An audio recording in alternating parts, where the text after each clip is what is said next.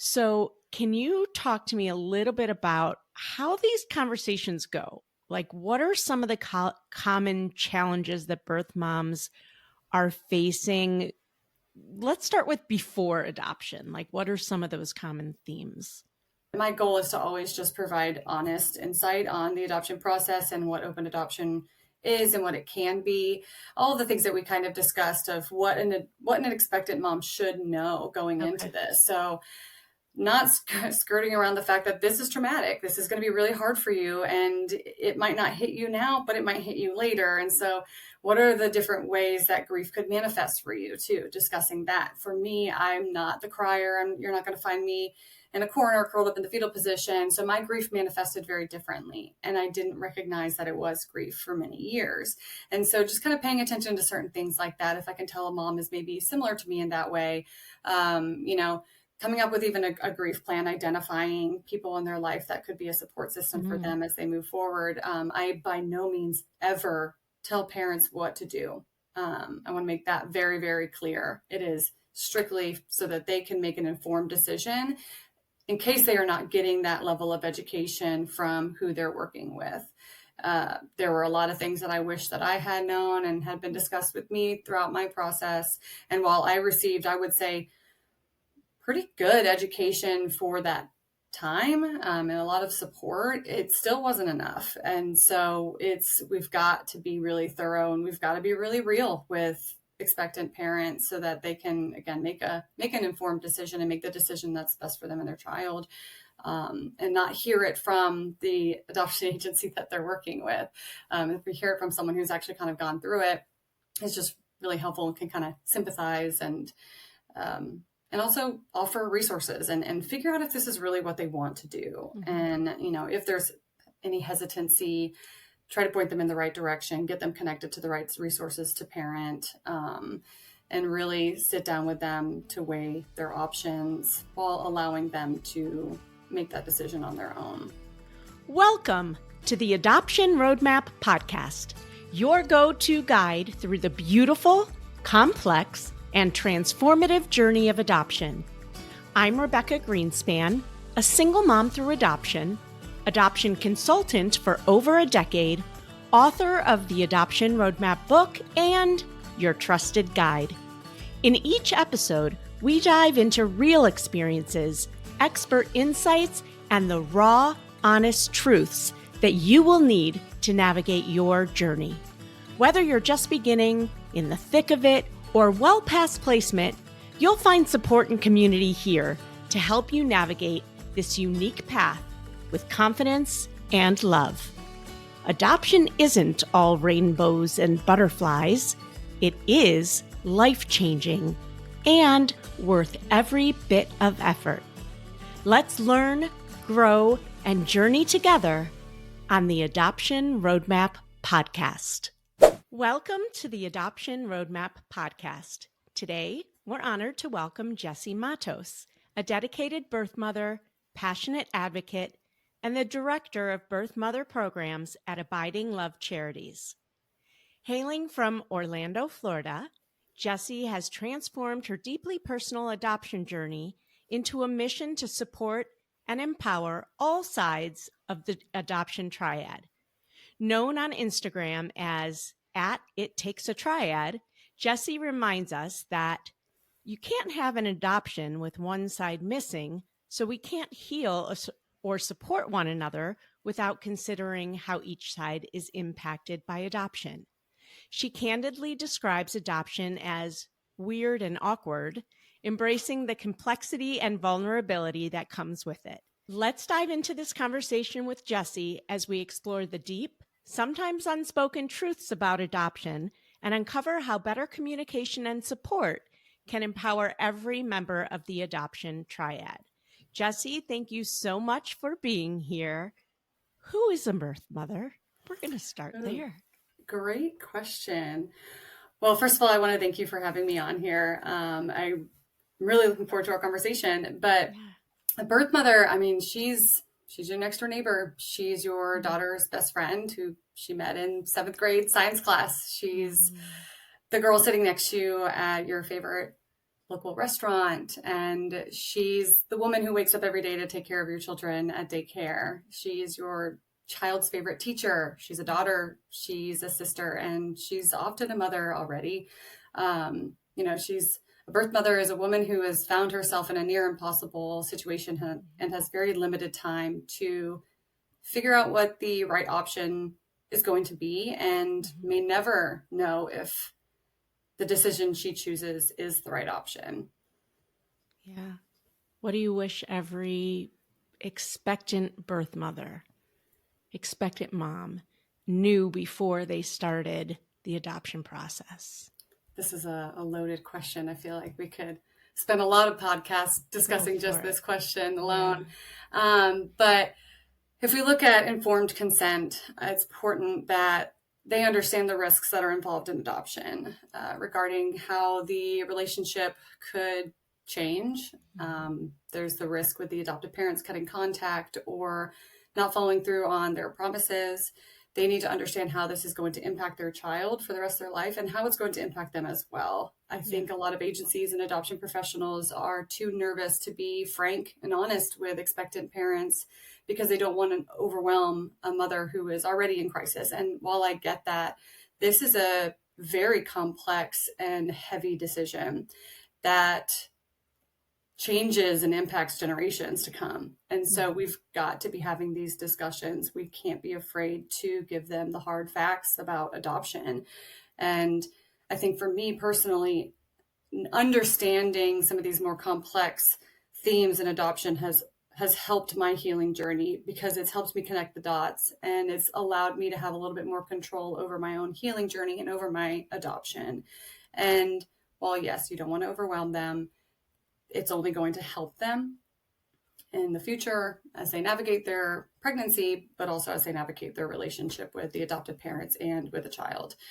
They also need to understand their rights. So for example, PACAs, I know not all states have them, but they're hard to enforce. And so they need to understand that, well, yes, you might have a PACA. What does that really look like? And how should it be handled? Should the adoptive parents violate the agreement? And what are the chances of you even being able to do anything about it, even if you have a legally binding contract? And same with birth parent expenses as well. Make sure you understand what that looks like and what that means based on your state laws.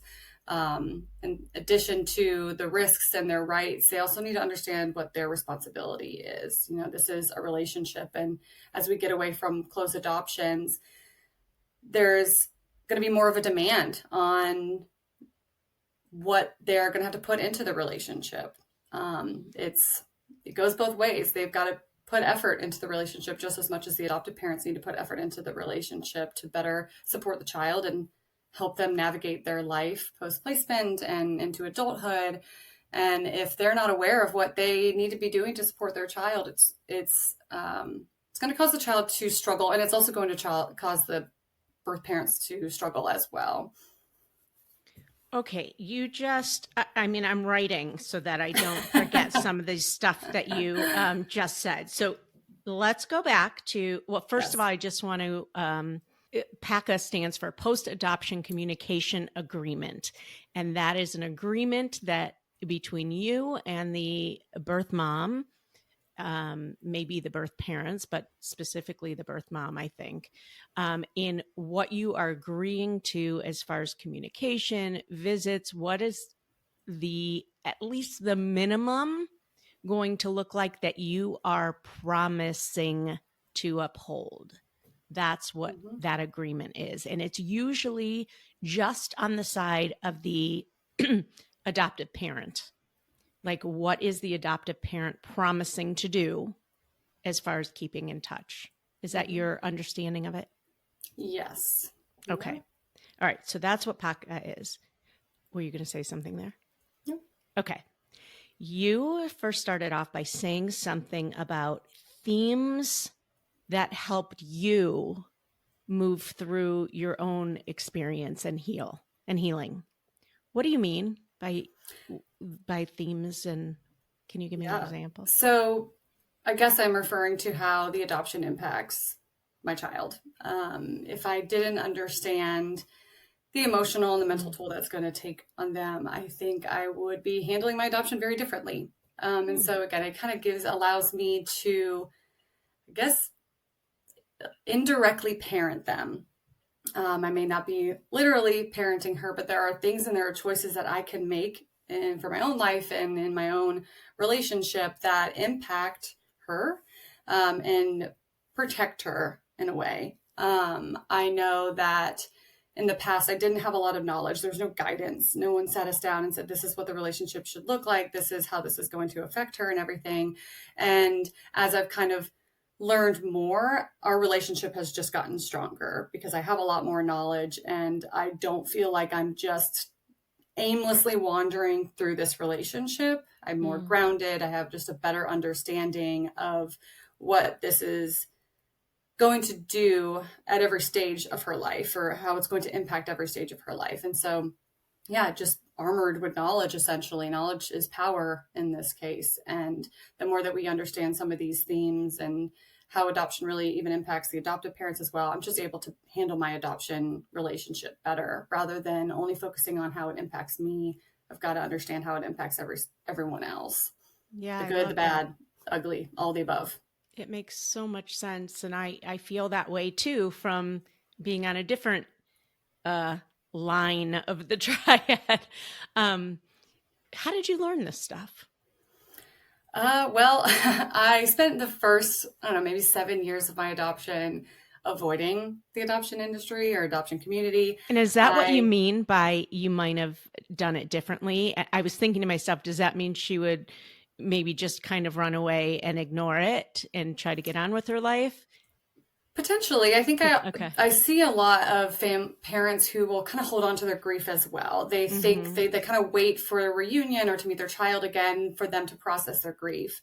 And as if you hold on to this love, like that's their sign, or if you hold on to the grief, that's their sign of love. And if they stop grieving, then that must mean that they don't love their child anymore. But if you don't process it, if you're not moving forward, if you're not figuring out how to process and navigate this relationship in a healthy way, it's like going to be unkinking a hose. You know, it's all going to come out at once. You could project, you could cause damage in the relationship because you've not taken the time to really learn and process everything that you've experienced.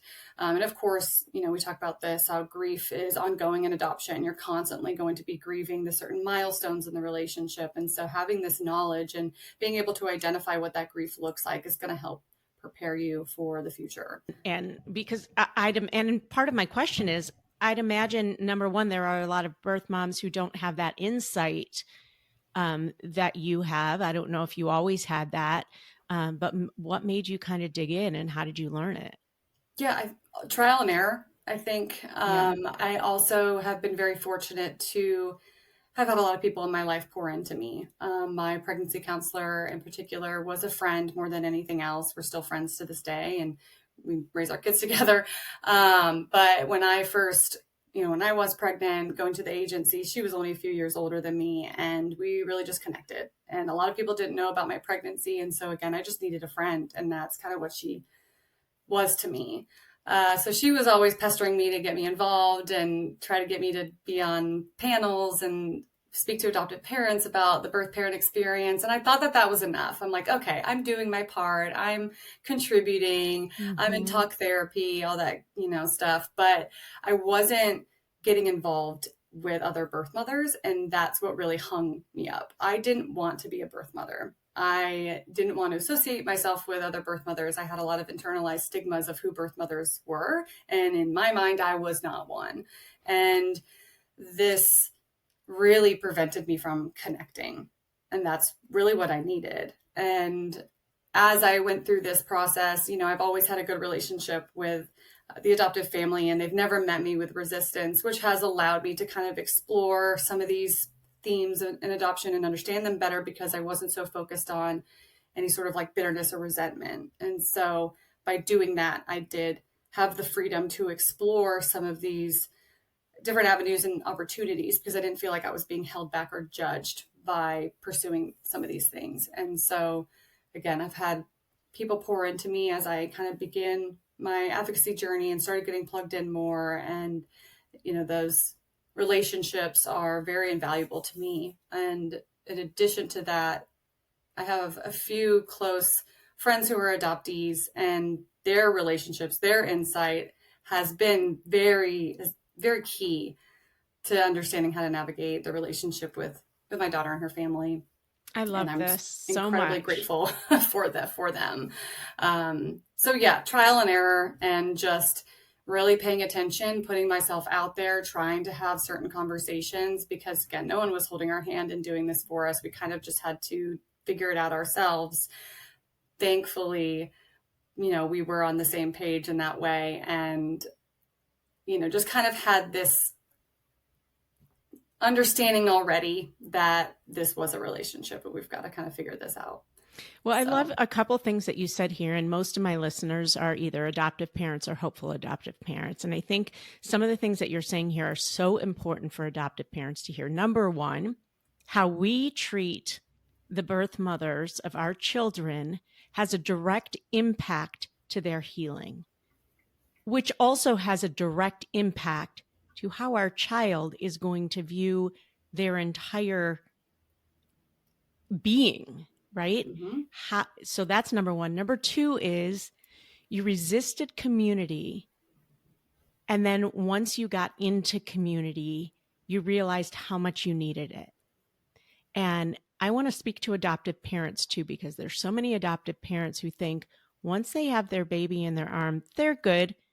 We're just like any other parent, and we can go about our way. And, and it's just the difference that I see during the journey and after of families who are willing to engage in community.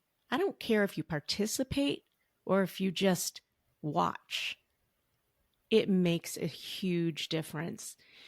You also mentioned expenses and knowing about expenses as one of the things you want expectant moms to know. What do you mean by that? And one of the things that makes this so intriguing to me is that for so long, I didn't think that birth moms, and maybe they still don't, expectant moms, understood the fact that the family that they choose to match with are the ones paying the expenses. So you might have met something different, but I think those two things are really fascinating to me. Yeah, I think that's important to understand as well. But we see a lot of professionals will tell mothers, well, if you change your mind, you are going to have to pay us back. And that's not true. It's a charitable gift. And so I think that is oftentimes used as a coercive tactic. And so understanding exactly what your rights are when it comes to birth parent expenses, and hearing that from the agencies so that you know where they stand on that, so they don't try to pull that on you. But yeah, just understanding what those birth parent expenses they mean, and what that looks like to the agency and what they expect from that. Yeah. Now, unless you are a known scammer who is doing something against the law, that is different. Yes. And I think you'd agree, right? Okay. Yes. And then you also said something about the birth mom's responsibilities as well, knowing what their responsibility in this is. And it was specifically having to do, you were talking about the PACA, and then you said something about the birth mom's responsibilities. What do you mean by that? Yeah, I mean, we're parents, we're mothers. And while we might not be parenting our child, we're always going to be a mother figure in their life. And we have to kind of act accordingly. And I think that gets missed a lot. But we have a responsibility to this child. If we're bringing this child into this world and we're making the decision to place them for adoption, we need to kind of own up to maybe our mistakes and the decisions that we've made.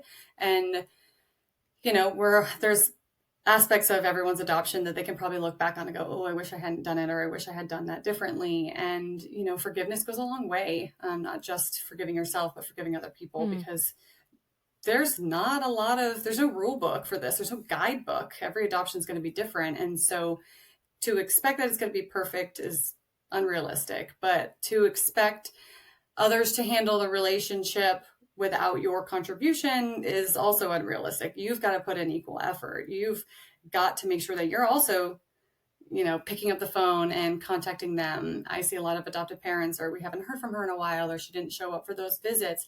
How do you think that's going to reflect on your child? You've got to commit to your child. They need you to commit to them. And yeah, again, you're not parenting them, but you've got to show up for them the best way that you can, and make sure that you're keeping those lines of communication open. And if it is getting challenging, then you talk to the family about that. I tell adoptive families this, like, expect your relationship to change. What worked at the beginning is not going to work in 5 years or 10 years from now. And that's okay. I think it's unrealistic as well to expect it to be the same the whole time. So have conversations, revisit what this relationship looks like. Sit down with them. Maybe it's just a 5-minute phone call. Maybe it's just a few texts here and there, but saying things like, hey, we had, this year was really great. I really enjoyed our visits or the amount of communication. I want to make sure that you're still happy with the level of communication that we have. Or is there something maybe that you need from us or don't need from us? This is, like you said, this is kind of an awkward relationship. You're taking two perfect strangers most of the time and combining them into an extremely intimate relationship without any foundation. Mm-hmm. So you've got to kind of play catch up here, which means that you have to be really intentional with the questions that you're asking and the conversations that you're having, and just be transparent and honest with one another. So showing up for your child can mean a lot of different ways, but we're still responsible for supporting this child for the rest of their life. And you've got to figure out what that's going to look like and how you're going to work with the adoptive parents to help them grow in their confidence and understand their adoption story and just feel more secure in their identity. Yeah. And I do want to say that, there's a power shift, right? After you place your child. And so Yes. now the adoptive parent is in the power seat, right? And oftentimes a birth mother may feel like, well, I don't know if I can say this or if I should say this, or, will they close off communication altogether if I blah, blah, blah. So just like it's important for adoptive parents to continue to bring up conversations around adoption with their child in order to let the child know it's okay to talk about, even if they don't want to, it's up to us to keep bringing it up, because otherwise they will think we don't talk about that in our family. We also have to continue, even when birth mom isn't responding or showing up.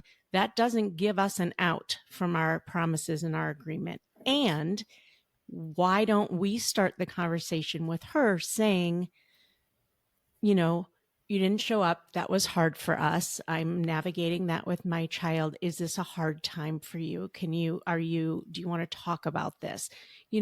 Extend that olive branch. Mm-hmm. So There's responsibility on all sides for sure. And I'm grateful that you brought that up. You often stress the importance of research when a mom chooses an agency, and this goes for anyone working with an adoption agency, right? So, but what should an expectant mom look for to ensure that they're partnering with an agency that is compassionate and has ethical practices, whatever that means for you? What do you think they should be looking for, asking? Yeah. So I think pay attention to the type of education that they're providing the adoptive families. So ask them what that looks like. Ask them what they're requiring them. If it's just like, oh, we ought to tell them to read a couple books here and there, that's not enough. There's some agencies that don't provide any education, and you don't want to work with those agencies. You want to make sure that their families are getting thorough and comprehensive adoption education. And I know that that's going to vary, and that's a little bit subjective, but it's more than just a couple hours of, education. This is a lifelong journey. And so it needs to be substantial. Obviously understanding their rights, making sure that they're explaining that correctly and thoroughly to them, and also looking for a separate legal representation. If they don't offer that, if they don't provide that, then again, maybe find another agency that does, because you're going to want that. This is one of the most complex and emotional processes, and to do it without separate representation is risky. So if an agency is like, oh, don't worry about that, yeah, no, you probably should worry about that and maybe find another agency. And then also ask how they manage the relationship between the adoptive family and the birth family. How would they resolve conflict should it arise? Do they hold adoptive families accountable? Should they go back on their promises? What do they tell families in terms of communication after the fact? I hear from professionals all the time where they will tell the family, pull back, or, maybe she doesn't understand what adoption really looks like. So maybe you should text her less. And I'm thinking, she just had this baby, she's grieving, and you think that that's going to help? So really pay attention to how they describe open adoption and, and how they monitor that relationship.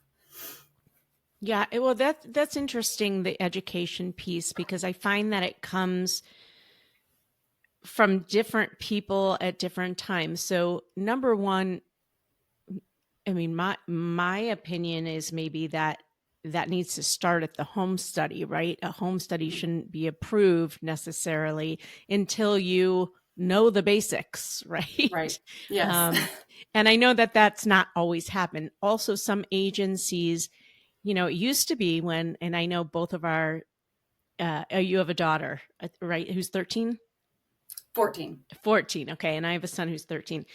When I started working in adoption 13 years ago, adoptions were much more abundant, and agencies typically had somebody who worked with the family, somebody who worked with the mom, somebody, they had a lot more staff.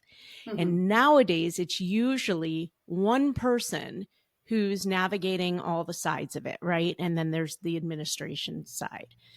So more and more agencies are starting to lean on, I know I work with a ton of different agencies who will only work with families who are working with a consultant who they know mm-hmm. do a lot of education because they don't have enough time to do it, but that's important for them to do. And they say all the time, we know when a family calls us, who's working with a good consultant, or who's coming into us knowing what adoption is and what it's not. And oftentimes they are a small shop and their focus is on the birth mom, which is where they should be. That doesn't mean that if they don't have time to do the education, that you don't need to go out and get it yourself.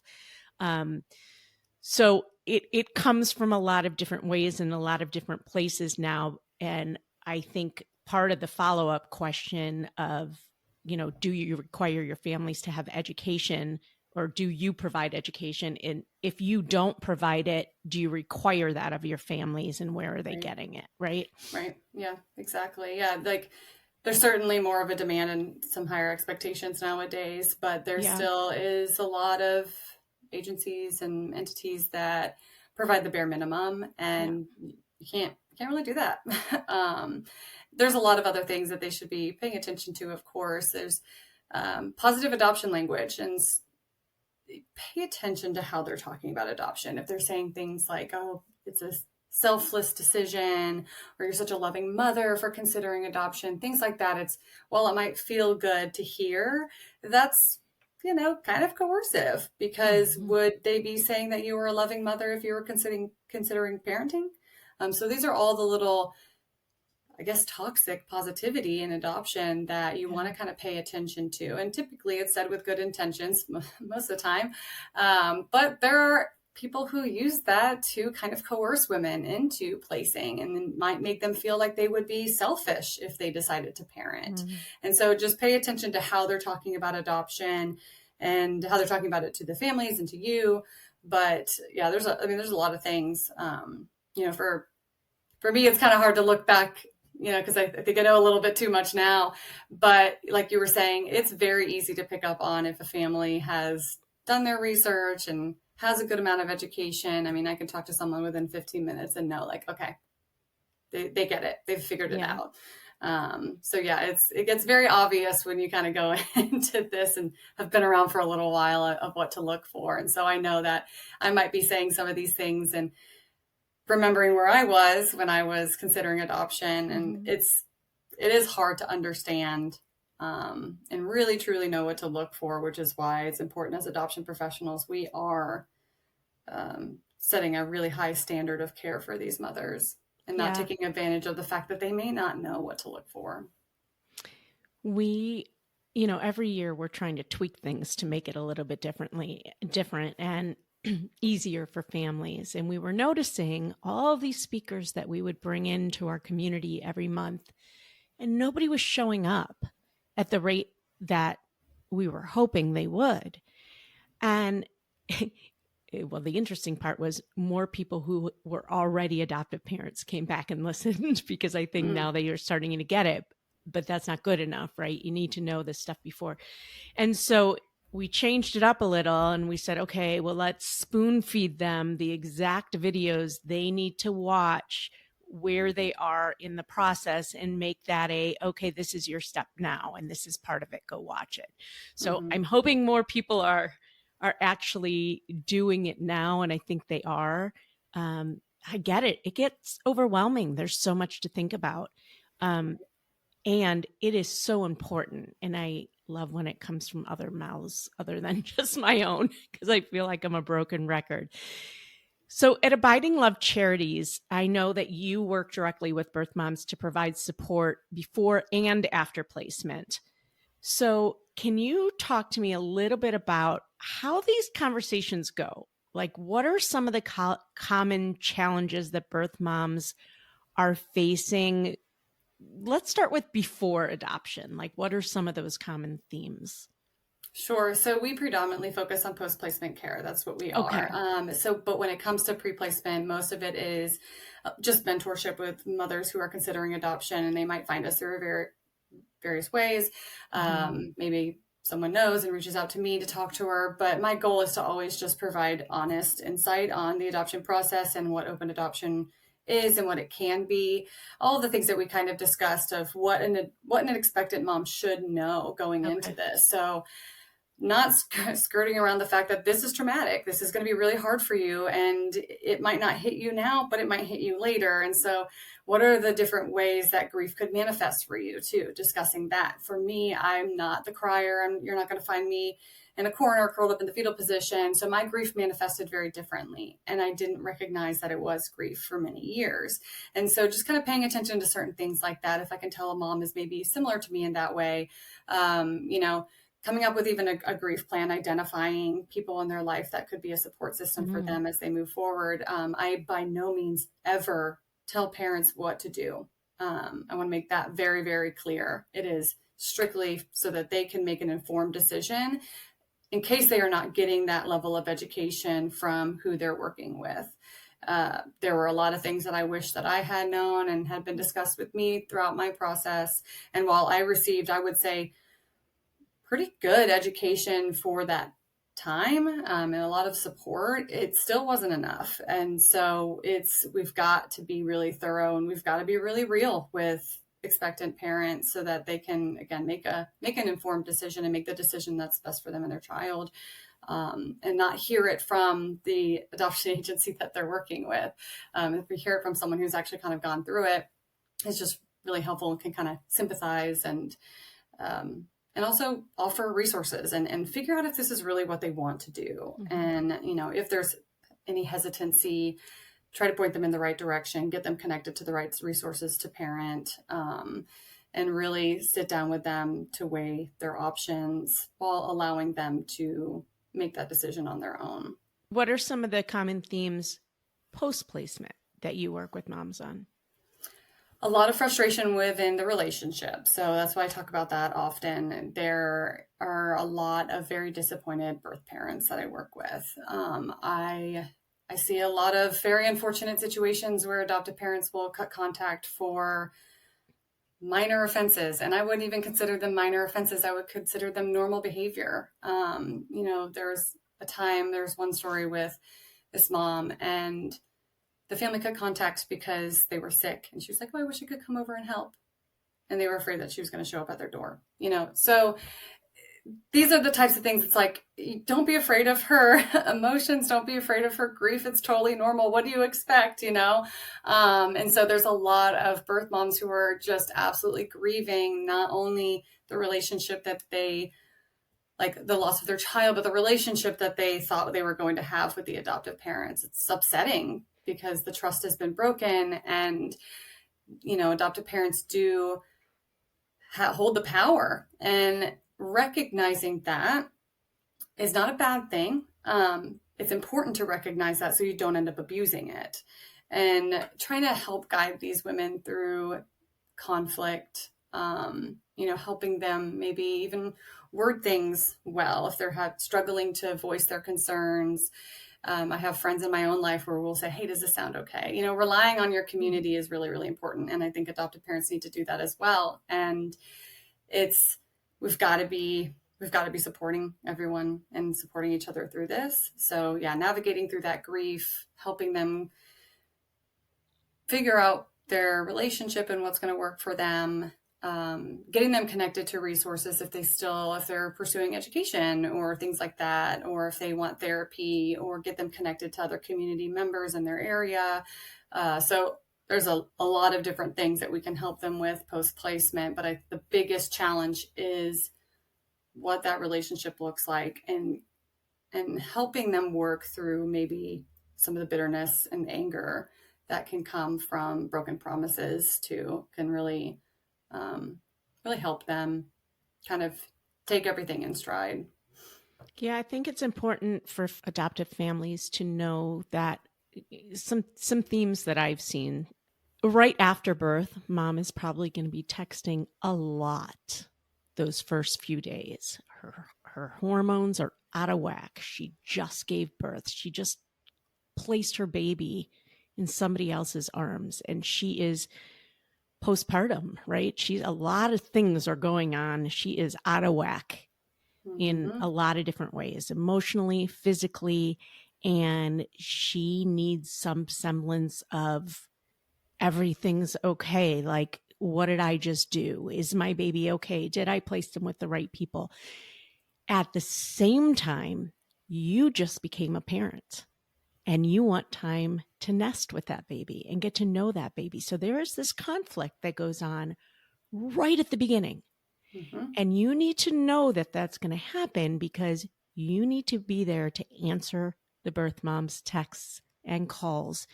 It doesn't have to be every 5 minutes, but you need to be there to love on her in the same way you are loving on this baby, and so excited for being a parent. This person that made you a parent is grieving so hard right now that's going to happen. That will subside, usually fairly quickly, like within the first couple weeks.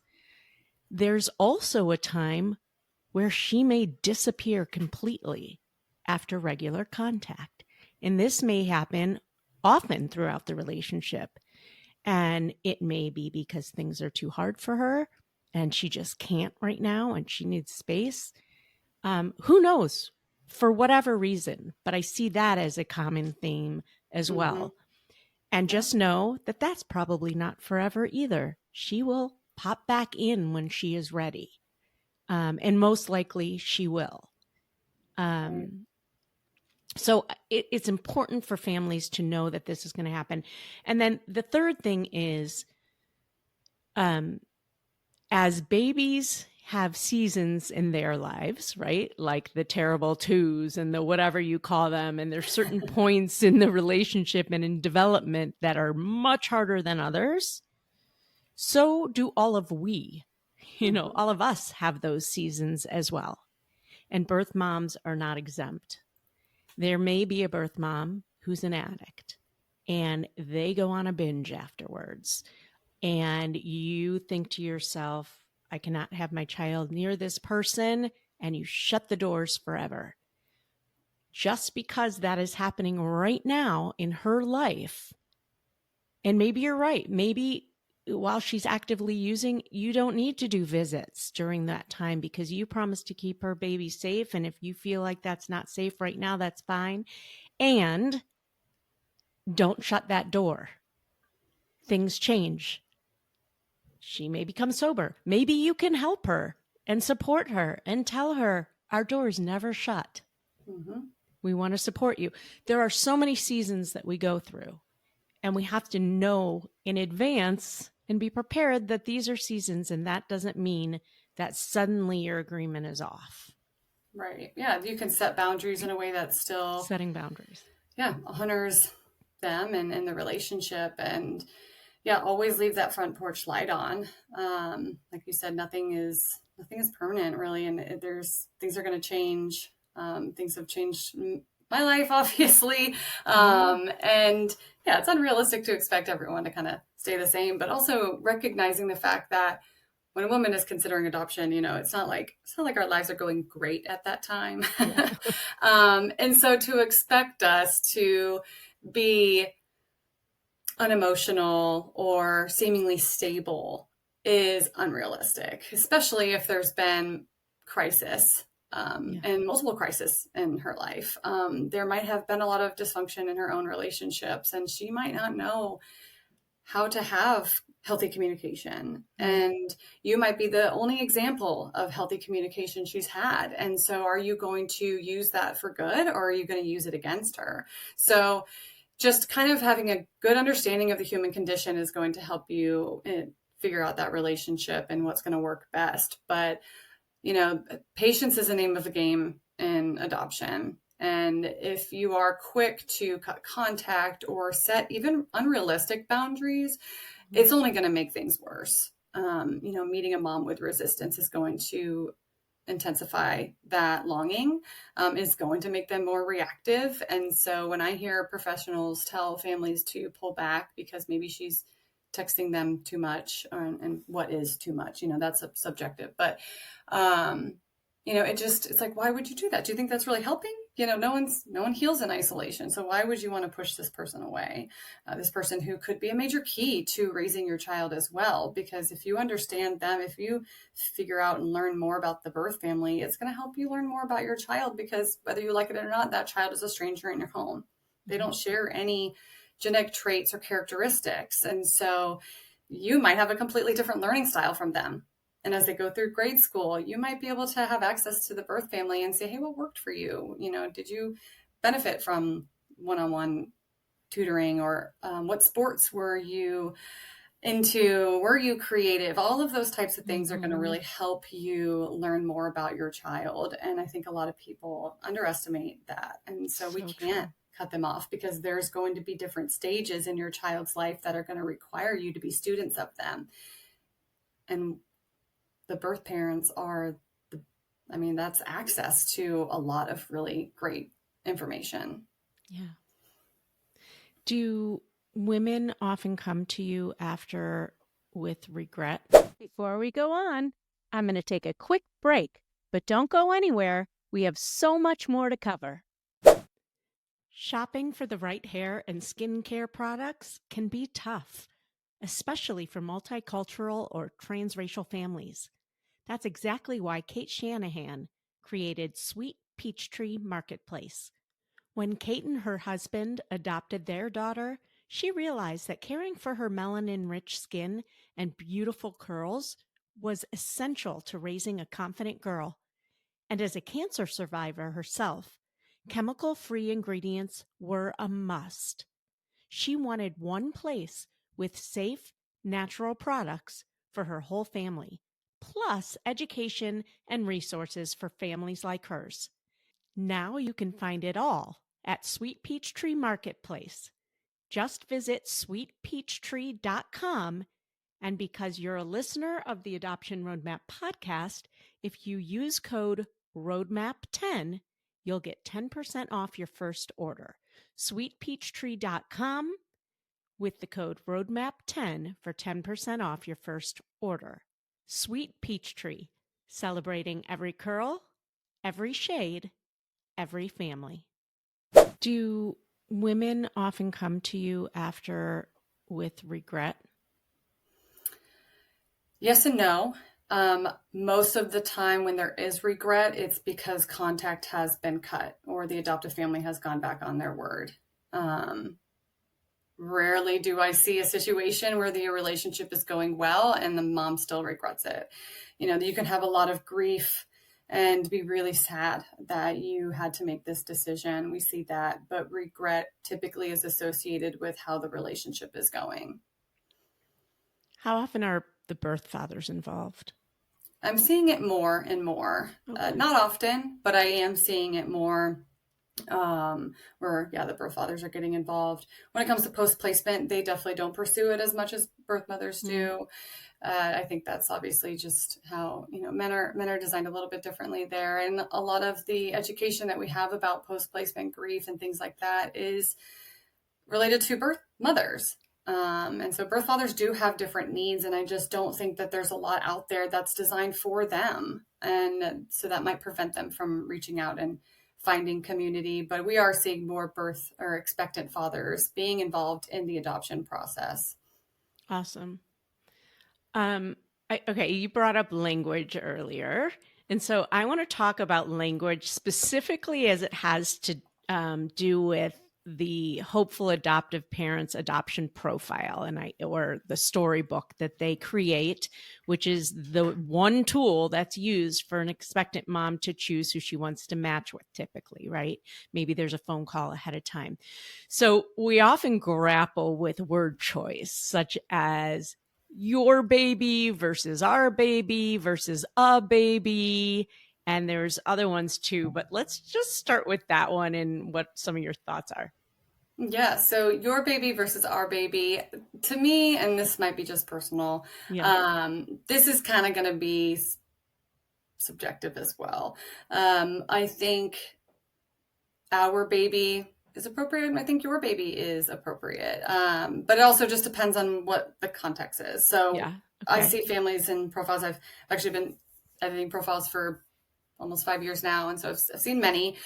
And when it comes to like the promises of like what they're, how they're going to parent this child, I think that that's appropriate to say like, we plan to parent our child this way, because that's a little bit more general. That's not specifically talking about the baby that's in, that this mother is carrying. But when it comes to other things in the profile, I think using, your baby is a little bit more appropriate as you consider your options for you and your baby, things like that. It would be weird to say, when you're considering your options for you and our baby, so it just depends on the context, of course. But, that would be kind of the difference between what those. About if it was like, this is how we would raise our baby, your baby, a baby? That's when it's going to, be a little bit more, subjective. That's going to be a little personal, I think. I think it's, if you're nervous, if you're not sure, you can always just say your. Yeah. Just go to your baby. And I ask because sometimes people might think your baby feels like, I don't know if I want to say coercive, but I don't know, feels a certain sort of way. I've heard it so many different ways and so many different opinions about the word choice with that one. The other one is calling a mom brave or selfless or courageous. How does that sit with you? Yeah, just don't use them. They feel insincere, or they can feel insincere. When someone is in crisis or they're vulnerable, they're at risk for being exploited. And so a lot of times those words just fall flat and they don't hit the same way that you might think they do. Oftentimes the last thing we feel is brave. And so when someone is giving us all these flattery words, it just kind of can feel, again, a little insincere and almost like, well, I just don't feel that way. And it's a reminder of like, I actually feel very selfish, or I feel very scared. And so I think that there are better ways to encourage a mom without using these cookie cutter statements that we see and read all the time. And we just want relatable parents. We just want people who are going to be themselves in their profiles. We can pick up when it is insincere. And while you might be saying it because it's, with good intentions, it just kind of falls flat and doesn't have the same impact as you might think it does. What is there anything else that as you're reading profiles, you're like, oh, I see this all the time, and no. Yeah. So one of the other ones that I see, and I'm not seeing it as often, is the comparison with spiritual adoption versus earthly adoption. And so there's a lot of families. I've never even heard that. Yeah. So a lot of families will say, we feel led to adopt because we were all adopted. And this is obviously speaking within the Christian faith. And Okay. so that one, again, good intentions, but when you're telling an adopted child this, their association to adoption is their separation from their family. And that's painful for them. Mm-hmm. So any Christian family who is trying to, guide their child through their faith, you might think that this is helpful for them, but it actually can make them grapple with what their relationship with Christ really looks like. And they might ask questions of like, well, why me, God? Why was I chosen to be separated from my family? That kind of thing. And so, words like chosen or gift and, we're all adopted. It's like, well, maybe in the spiritual sense, but an earthly adoption is very, very different. And you were definitely not, not adopted in that way. And so it's just, they're completely opposite. And to compare the two is just don't do it. It really can make them struggle and also prevent them from processing their own adoption. And, it kind of falls in line with the same theme of like, they should be grateful. We should be grateful that we were adopted by God, right? That's kind of falls on the same line, I guess, where they might have some adverse feelings towards their adoption. But if they're comparing it to spirituality, there's going to be a lot of guilt there if they don't have such a grateful or positive outlook on their adoption. Yeah. So that is a theme that I see a lot, obviously, mostly within the Christian faith space. And then, blessing, gift. Well, yes, all children are blessings. Be careful of who you're saying it to. That word is a little bit different for adoptees than it is for biological children. I hope I explained the spiritual adoption versus earthly adoption. You totally did. Well, I've actually never, ever heard that, which I guess is good that our families that I work with aren't using that. And also the whole dear birth mother. We shouldn't be using dear birth mother. Do you agree? Birth mother. Yeah. Yep. She's not a birth mother until those papers are signed. Right. Dear mom. Mom works. I mean, she's a mom. So I just say, start with hi, we are. Yeah. Hello. Kick out the formalities. Yes. Yeah. It is weird when I see families do like, dear expectant parent. I'm like, this just feels odd. It does. It does. You talked a little bit about communication. We've talked a lot about communication. And mostly when we've talked about communication, it's been post-adoption. But more and more, there's been a lot of direct communication pre-adoption, like after a match. A lot of agencies now have expectant moms and hopeful adoptive parents text directly, maybe after an initial phone call with somebody from the agency on. What are your thoughts about that? And do you have any tips for effective communication? Because it's such a sensitive time. And this is a point in time where the expectant mom holds all the power, right? So it shifts a lot. And also the agency too. Right. Right. And the agency should be monitoring these relationships and making sure that things are going smoothly and that there's, they're helping mitigate conflict or, just to solve any of those issues. But this is your time to get to know them. But don't start setting habits that you're not going to be able to keep up. Right. If you're overloading this mom with because you're checking in on her all the time, that's great. But make sure that you're being realistic about the level of communication that you're having with her, because most likely it's not going to be the same after placement. Again, you're going to be raising an infant. You're going to be exhausted. Mom's going to be dealing with her placement as well. And certainly don't ignore her by any means, but just be mindful of the habits that you're setting and if you're going to be able to keep them up. And I think a lot of adoptive parents will be a little bit overeager. That overeagerness can be a little off-putting as well.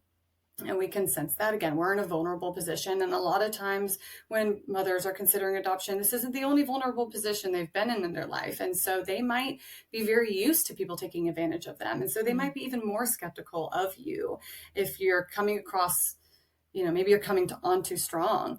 So just, again, having an understanding of the human condition will really benefit you in adoption, and also having very, very good communication skills too, but paying attention to that, and make sure that you're not totally overloading this mom, because we don't want her to feel bad when she gets to the hospital and she has her baby and maybe she's considering parenting. I do see this too, where families or mothers will end up placing because they've spent all this time getting to know the family and they don't want to break their hearts by parenting. And I have seen women place their children for that reason. And people might think, well, how could you do that? Like, that's ridiculous. It's like, well, when you're in crisis, like you're not thinking rationally, right? That if you understand anything about trauma on the brain, it's very hard to make rational decisions when you're in that position. And so it happens, unfortunately.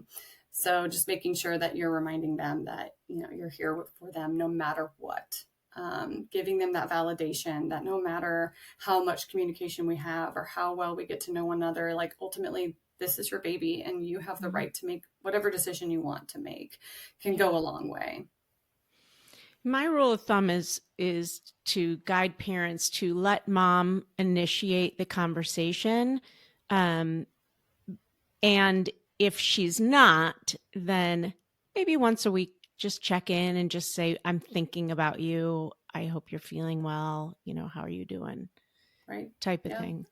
Yeah. And it's important to keep in mind too, that most moms, we are very nervous. At least for me, and I know for many other moms, we already feel like such a problem. Right. And so we don't want to step on any other toes. And we are sometimes too nervous to reach out. So if you don't hear from us, like you said, it's important to maybe reach out here and there. Don't do it every day. Again, don't come on too strong, but be sensitive to the situation, be sensitive to the fact that, maybe she feels weird texting you and reaching out to you first.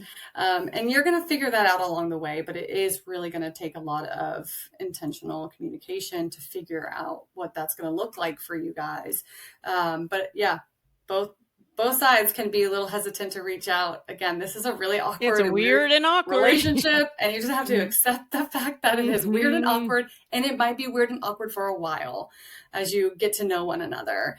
Everyone paints this picture of adoption is going to be really beautiful and everything's going to be, perfect because we've wanted this baby for a really long time, and then they bring the baby home and it's a completely different story. And sometimes I think that they're a little embarrassed to admit that they're struggling or that the relationship doesn't look like what they thought it was going to look like. And that's why you need that community. That's why post-placement support is almost more important than, anything you receive pre-placement, because that's the rest of your life. That's the rest of your child's life. And so, leaning in and finding other adoptive parents that you can rely on will be really helpful for your journey. Just like if you're parenting biological children, you've got to find mom groups. You've, got to get plugged in, and just having other people that you can lament to and just be like, oh yeah, I've been there. I get it.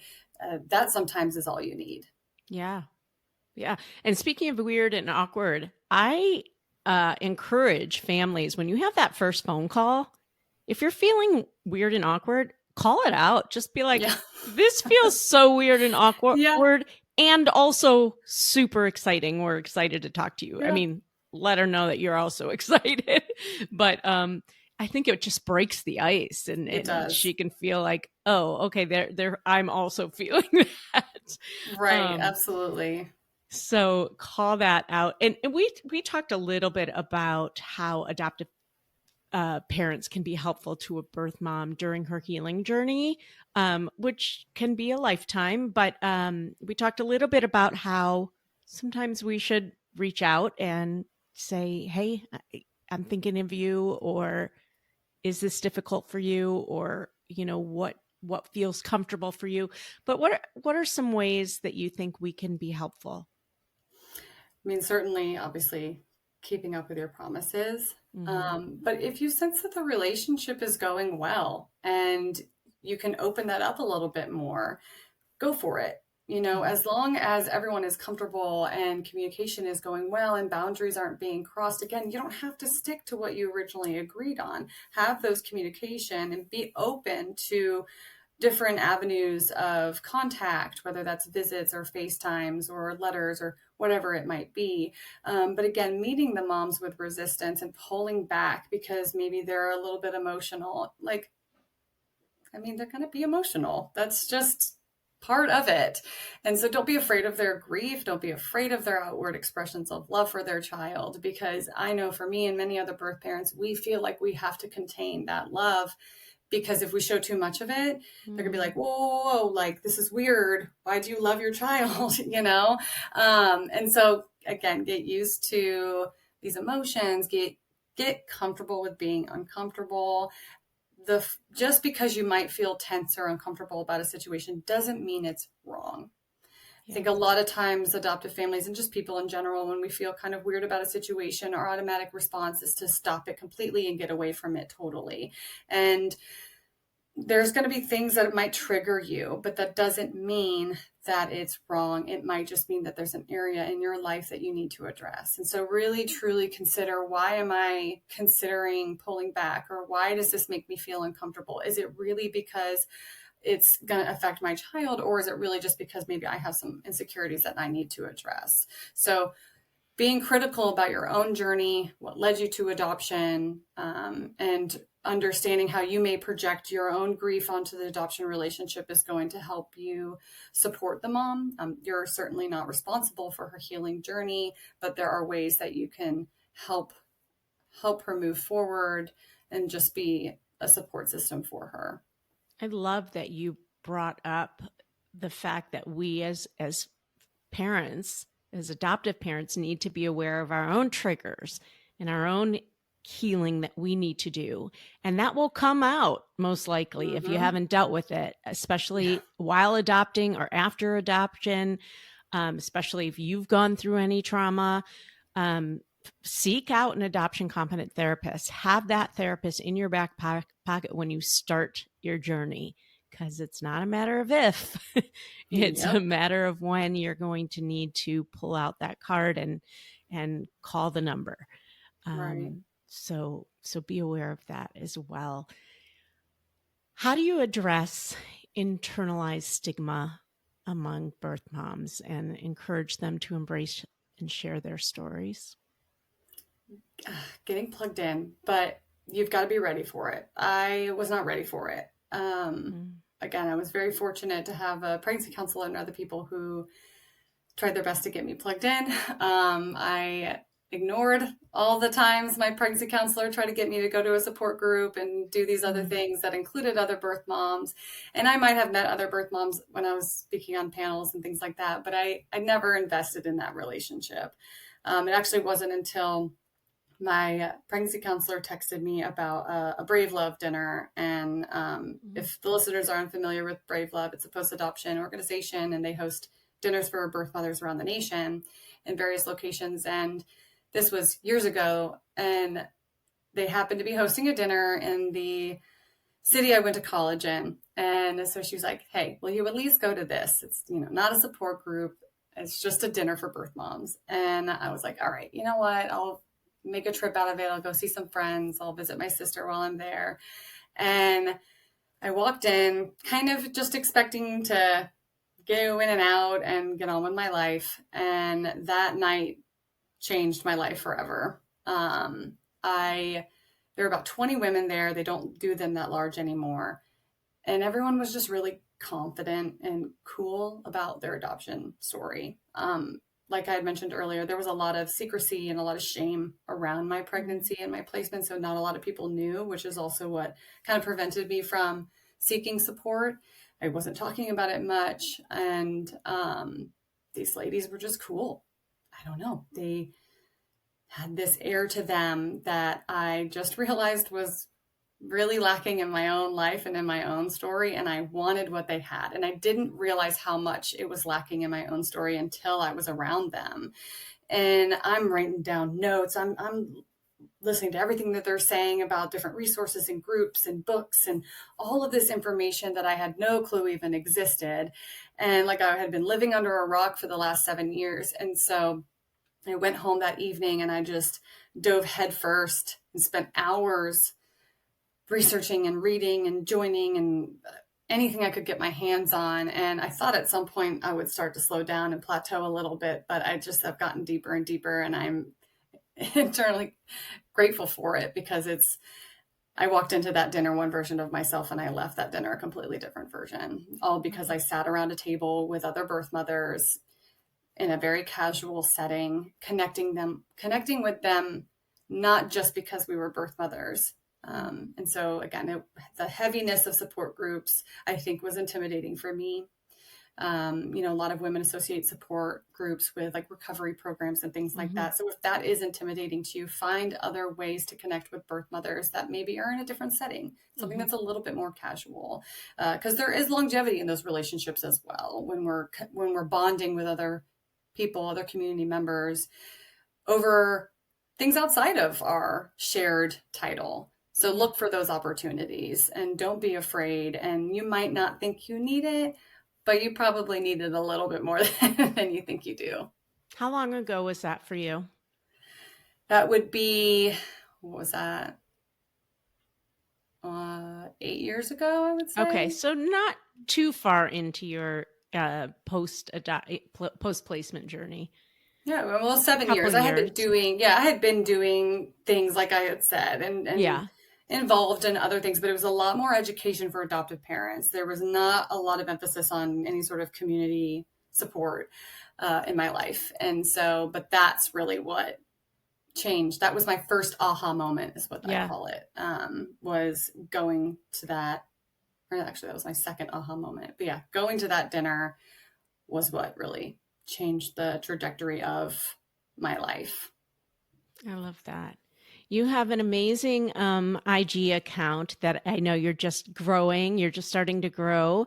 And that's what drew me to you. That's what I found. It's called, it's at It Takes a Triad. Go follow. When I was digging deep into your IG, you had posted something about double standards in adoption. Can you address some of those?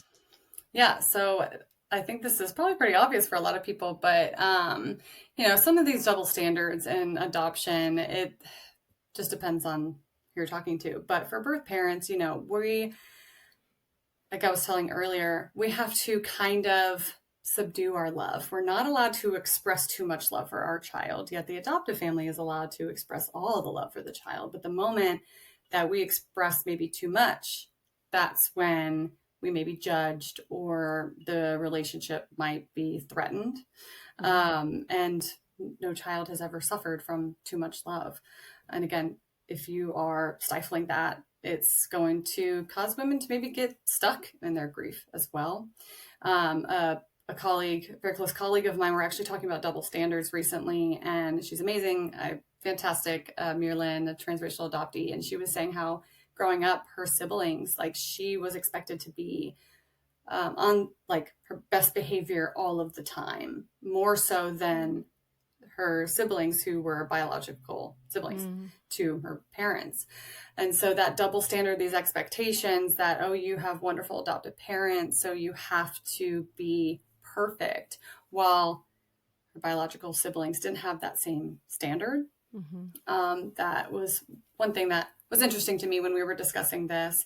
But of course, for adoptive families, we say this all the time. And if you've not heard this, if you're a listener and haven't heard this, an adopted child will never fill the void of a biological child. Even if you adopt, you're still going to battle infertility if that's part of your story. And so you've got to accept that this child, you're going to have to parent this child differently because their emotional needs are different than a biological child. And so you've got to understand that an adopted child will never replace a biological child. Yet the same is not said for adopted children. they innately know that their adoptive family does not replace their biological family, but they're not allowed to express that. They're not allowed to talk about that, not allowed to discuss or feel that loss. Whereas the adoptive parents are allowed and almost praised for recognizing the difference. So, there's lots of different double standards within adoption. I think if we sat down and picked them apart, come up with a long list. But there's got to be equity within the relationship to kind of overcome these. And it does come down to the power dynamics and things like that. And so being aware of what position and the power that you do hold is going to help prevent you from kind of perpetuating some of these double standards in adoption. Yeah. Thought-provoking for sure. And while it's, of course, this, you don't think about it, right? You don't think about it too often. So I love the fact that you called those out, and it gets you thinking. Mm-hmm. What are you most proud of in your role as an adoption professional? I'm just really, really proud of all the things that I had to overcome and the things that I had to do and the people in my life that had to overcome things in order to even get me to where I am. I wake up every day. I love my job. I love serving this community. It's, if any of my friends or family members that know me, adoption is 75% of my conversations. A lot of my friends are a lot of my guinea pigs and know a lot about adoption that they didn't ask for, but a lot had to happen for me to even be here. My support system had to be established and ready for me to be here, because if I received any hesitation or pushback from people that I loved and people that loved me, it would be a lot harder for me to even have this conversation with you. And that goes for my child's adoptive families. If they were hesitant, or if I had sensed any sort of disapproval of my advocacy and my involvement even early on, that would have deterred me from pursuing more. And so I've just been very fortunate to have people who have really rooted for me throughout this journey. And that doesn't mean that it's been perfect. I have certainly had pushback from people, and people have challenged me and told me that I'm wrong or I'm doing it incorrectly. And I'm like, I don't know what to tell you, because I have not felt this great in years. So I'm doing something right here.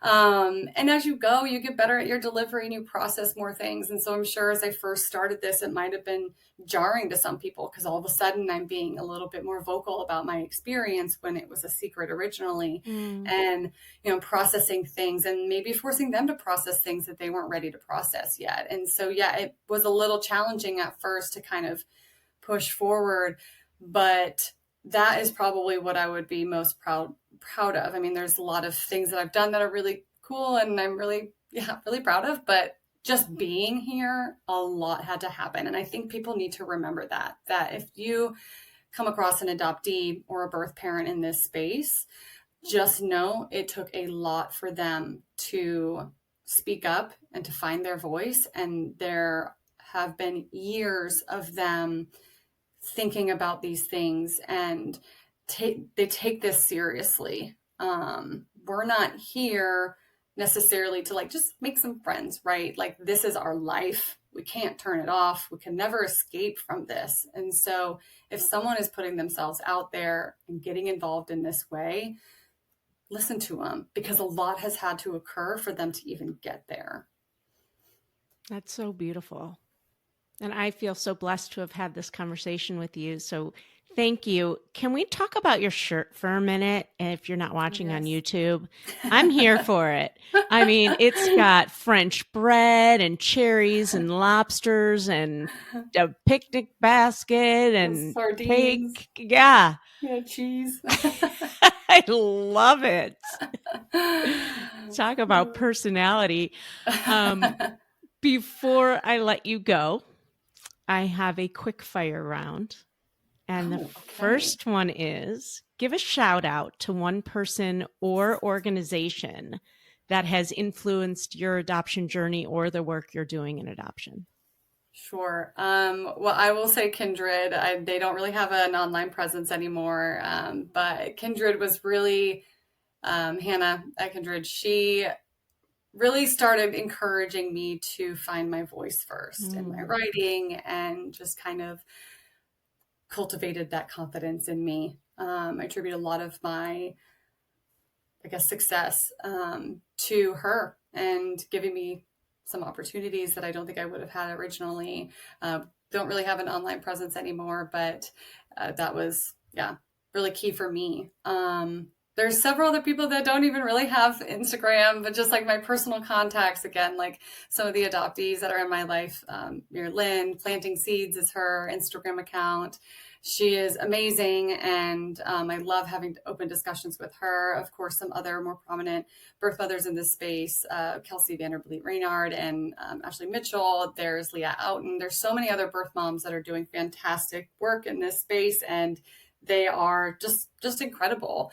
A lot of those people, just being able to pick their brain about things and support one another and encourage one another along this journey is amazing. There are not many of us in this space who are, outward with our story, and we've got to stick together and we've got to support one another, because no one's going to care about this more than we are. And so we try our best to kind of support one another through this. But goodness, Brave Love, shout out to Brave Love for hosting their dinners. If I hadn't shown up to that dinner however many years ago, I really don't know what my life would look like. It has changed the way I parent my sons, that I have with my husband. My relationships in general are different, all because I showed up to that dinner. I'm telling you, it changed everything about my life. There's, goodness, On Your Feet Foundation, all the education that they provide. I could go on and on. There's so I many didn't say fantastic. 1 million. I said, yeah, there's so many. That's awesome. What's one piece of advice you would like to share with adoptive parents or hopeful adoptive parents? Be intentional in every single way, with your education, with your child, with your own mental health, with the relationship between the adoptive family, with your adoption journey and the research you're doing on an agency, and be critical. Be intentional and be critical, and really pay attention and challenge yourself. What's one thing you wish every adoptive parent knew before they brought their child home? That is just the beginning. You're going to need a lot of support. It's never too late to find that support. You might have had a lot of education up until you brought that child home, but that's when the real work begins. And it's okay to not have it all figured out. No parent is perfect, so don't be afraid to start getting plugged in, but never stop being students of your children, and continue learning and continue to take care of yourself. Describe adoption in 3 words. 3 words. Oh my goodness. An emotional roller coaster. That's wonderful. That's perfect. Adoption is not just a destination. It's a journey filled with love, resilience, and growth. Wherever you are on this roadmap, trust in your path, stay open to learning, and always lead with your heart. You already have everything you need to create a beautiful story for your family. And when the road takes unexpected detours, I'm here to help you navigate every turn along the adoption roadmap. Thank you for being here. Bye. Well, I hope you enjoyed that episode of the Adoption Roadmap podcast. If you did, I have a few favors to ask of you. First, please hit subscribe so you never miss an episode. And while you're at it, I'd love to hear your takeaways. Please write a review and let me know what you liked. And if you have a question or a suggestion on what you'd like to hear, I'd love to hear that too. Please shoot me an email at support@rgadoptionconsulting.com and let me know what you'd like to hear about. And if you have a question, I may just answer it online. Thanks again for listening. Tune in every Wednesday and Friday morning for a brand new episode of the Adoption Roadmap podcast. Until next time, bye-bye.